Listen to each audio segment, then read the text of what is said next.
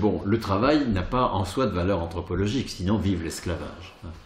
Mais le travail sur lequel nous sommes souverains, il a une énorme valeur anthropologique, évidemment. La souveraineté au travail, la décision au travail, c'est ce qui nous fait entrer en rapports sociaux avec autrui, c'est ce qui fait que nous construisons un monde humain sur la planète, et justement il y a un énorme apprentissage à faire pour sortir du surplomb avec lequel on a pris le reste du vivant et la nature dans le capitalisme et qui nous mène à l'impasse écologique totale.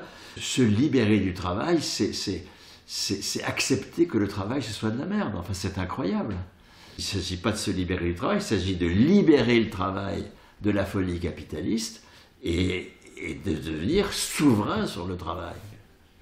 Et cette souveraineté sur le travail, elle n'est pas productiviste, comme je l'entends parfois, hein, en disant il faut abolir le travail. Mais enfin, tout ça n'a pas de sens. Le capitalisme, c'est le remplacement du travail vivant par le travail mort. Ça a été extrêmement bien analysé par Marx. C'est-à-dire que les travailleurs vivants disparaissent au bénéfice des outils, le travail mort, c'est-à-dire celui qui est coagulé en quelque sorte, celui qui a été nécessaire pour faire les outils, les matières premières, l'énergie, enfin, etc., etc. Et on est en train de nous préparer pour une agriculture sans paysans, hein, où il n'y aura que du travail mort et puis pas de travail vivant. Bonjour les dégâts écologiques, ça va être épouvantable.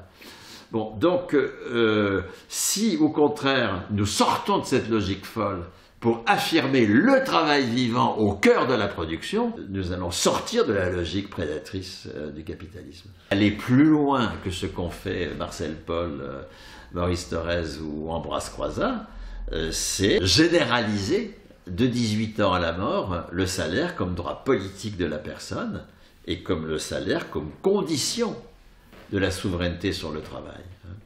Comment voulez-vous être souverain sur votre travail si votre salaire dépend de l'activité subordonnée à laquelle vous êtes contraint? S'il dépend de cette activité, vous allez faire cette activité dans la souffrance, mais vous allez la faire. Moi, je suis pour le caractère inconditionnel du salaire de 18 ans à la mort. Mais ce qui est très ennuyeux, c'est que c'est un minimum, hein, et que ce minimum appelle un deuxième chèque. Et alors là, c'est bonjour les dégâts. Parce que contrairement à l'idée que si j'ai un minimum, je vais pouvoir négocier de meilleurs emplois, c'est de la blague absolue. Si j'ai un minimum, si j'ai 800 balles, l'employeur va dire bah, « écoutez, moi je te file 600 balles, et puis tu auras 1400 balles, et puis c'est bien, je ne vais pas te filer 1400 balles, 600 ça suffira, tu auras tes 1400 balles. » Mais c'est évident ça. C'est pour cela que la classe ouvrière a toujours refusé, jusque dans les années 90 où il y a un effondrement idéologique de nos organisations, elle a toujours refusé le cumul de l'aide sociale et du salaire. Parce que si on fait le cumul, qui a été possible quand on a pu commencer à cumuler le RMI avec un demi-salaire, puis le RSA, enfin, etc., on a fait s'effondrer les salaires, toujours. La grande conquête du XXe siècle du mouvement ouvrier, c'est justement d'avoir dissocié le salaire de l'activité. On l'a très bien vu pendant le confinement. Tous ceux qui avaient un salaire à la qualification de la convention collective, avec un CDI, ils ont eu 84% de leur salaire, quoi qu'ils aient fait. Le salaire tel que nous l'avons construit sur un mode anticapitaliste au XXe siècle, et pour cela que le patronat est tellement attaché à en finir, avec ce salaire à la qualification, c'est quelque chose qui ne reconnaît pas du tout une activité préalable. La preuve, on l'a très bien vu pendant le confinement. C'est quelque chose qui est attaché à la qualification d'un poste. Et puis, s'agissant de la fonction publique, c'est encore plus évident. S'agissant des retraités, c'est encore plus évident. Là, on a un salaire qui est attaché non pas à la qualification du poste, mais à la qualification de la personne. Et là, ben, ma foi, encore une fois, comme je l'ai dit tout à l'heure, les fonctionnaires ont conservé 100% de leur salaire, les retraités ont conservé 100% de leur salaire pendant le confinement. Et l'objectif de la classe dirigeante, alors elle, quand elle préconise un salaire, un revenu de base, c'est de rendre possible l'aléa du salaire à l'acte, du paiement à l'acte qui est au cœur du capitalisme et que la bourgeoisie capitaliste veut restaurer contre le salaire tel qu'il a été conquis au XXe siècle. elle restaure le paiement à l'acte, par exemple, en embauchant les jeunes sur des missions. Des CDD de mission, c'est du paiement à l'acte.